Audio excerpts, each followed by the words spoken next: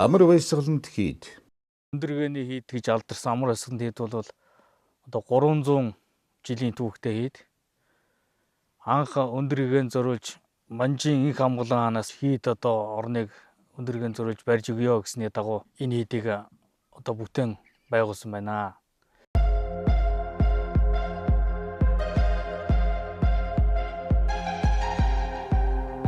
Монголын бурхны шашны томоохон төв болох энэхүү амар баясгаланд хийд нь халах Монголын анхны шарын шашны хийд болох Эрдэнэзүү хийдийн дараа байгуулагдсан манай орны ууган хүрээ хийдүүдийн нэг юм.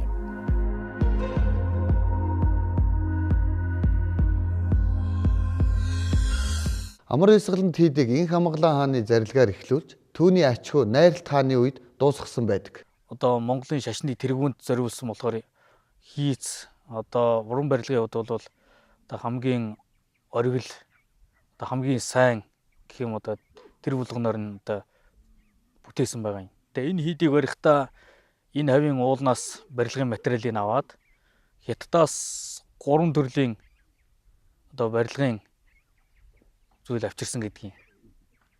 Нэг нь бол тэр алтан маажин гэдэг луу одоо зүмбэр мөмбөрт хэрглэж байгаа тэр алтыг. За тэгээ бусад юмнууд нь бол энэ Бүрэн хааны нуруу гэж энэ том нуруу байна. Эндээс бүгдийг бэлтгэсэн байгаа юм. Мод, хаад, тэгэл тоосох шатааж ясан, ваар шатааж ясан, паалантж ясан гэдэг бүх газрууд нь бий. Чулуу хагалдаг гэж газар бий, чулуу авч ясан газар нь. Ваарын даваа гэдэг энэ ваар шатааж ясан газар нь байна. За тэгээд паалантж ясан газар нь энэ үхэнд бий. Тоосхны амгаа тоосох шатааж ясан газрууд ингээд. За тэгээд шороон болон чулуун будгуудыг бас эндээс бэлтгэсэн байгаа.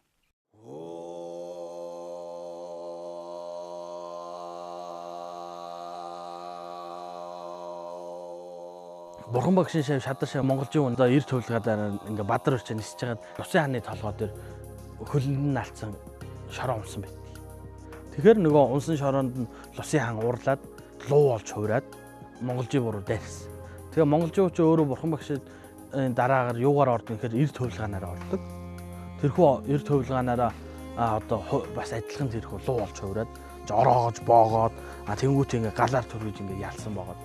Тэгээд тэр Лувсын хаан өөрөө одоо бурхны шинтэн болоод бурхны шинийг шүтж байгаа амьтдыг би харж хамгаалнаа. Чин сэтгэлээсээ чухагдаад дурт аврал одуулж байгаа амьтан байвал би эд хөрөнгө өгнө гэдгийг хамлалт өгсөн байт.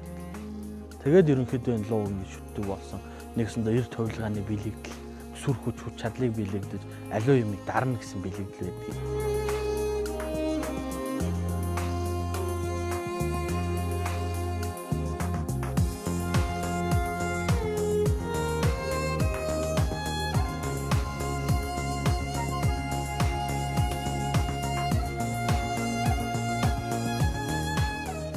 Хуучин Түшээтхан аймгийн засаг Цэрэн дондвийн хошуу одоогийн Сэлэнг аймгийн баруун бүрэн сумын нутаг Бүрэн хаан уулын өвөр Эвэн голын хөндийд зарилгаар үйлдүүлж Жавзандам хотод дөрвсөн энэхүү амар баясгаланд хийд оршдог.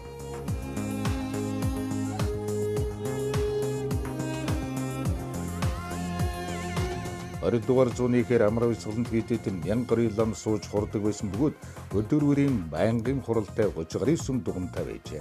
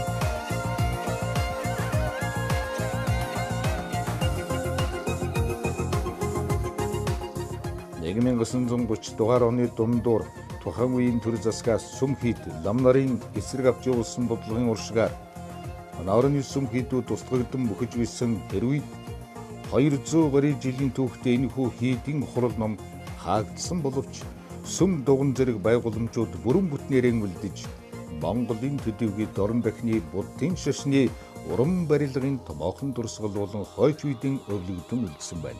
Мөн 1990-ад онд Монгол улсад бурхны шашин дахин дэлгэрч эхлэхэд амар баясгалант хийдийн сүм дуган хурал номыг сэргээн босгосон түүхтэй.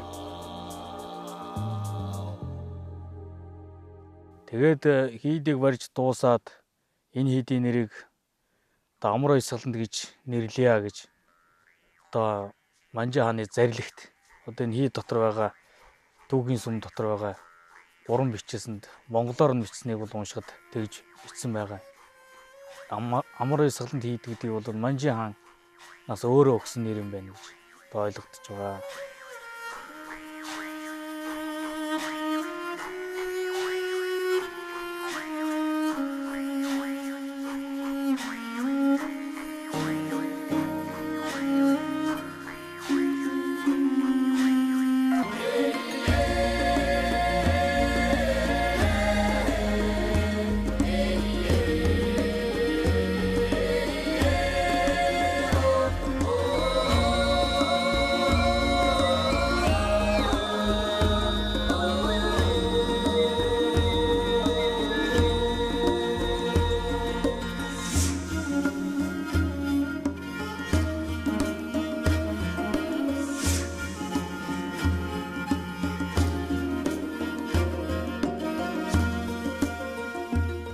Инх Амгалан хааны үед эхлээд түүний ачгүй найралтын үед дуусан энэ хийдийг маш урдан хугацаанд дуусгахын тулд хаадууд маш ихээр яарсан байдаг.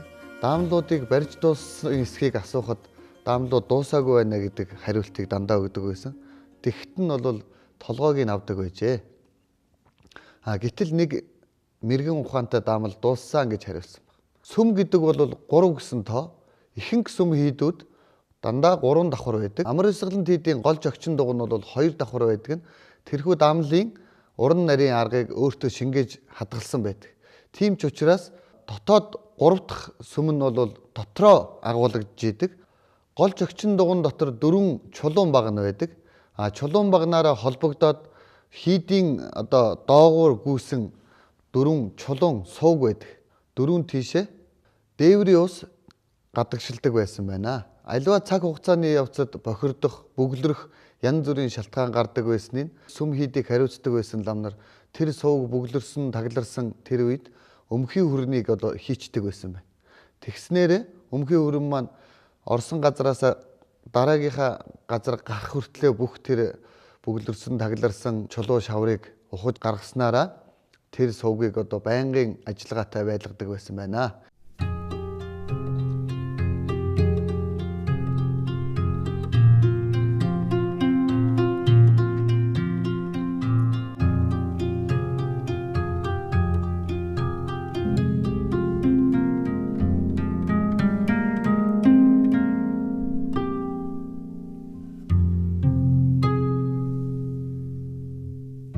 Энэ хийдийн урдталт бол нэг ямпай юу пайлуур гэдэг ийм 2 хан байгаа юм. Тэгээд тэрний ардталд тамгын сум, тэрний ардталд өндөр майны мод, жин хингэрэг, жин хонх гэдэг. Энэ бол Эзэн хаанаас одоо том зэндааны одоо лам нар юм уу хаанаас хаандаа зориулж барьсан хүндэтгэлийн зүйлүүд байгаа юм л да. За тэгээд ямпай буюу пайлуур гэдэг нь одоо пай гэдэг нь хятадаар пайз тэмдэг гэсэн үг юм байна л да. Тэгээ пайз тэмдгийг илэрхийлж харуулж байгаа тийм хаан явахгүй юу. Тэгээд тэр ямпан дээр байгаа одоо ваартай цэцэг тэр луунууд бол хийдийн одоо зэрэг зэндаа харуулж байгаа юм.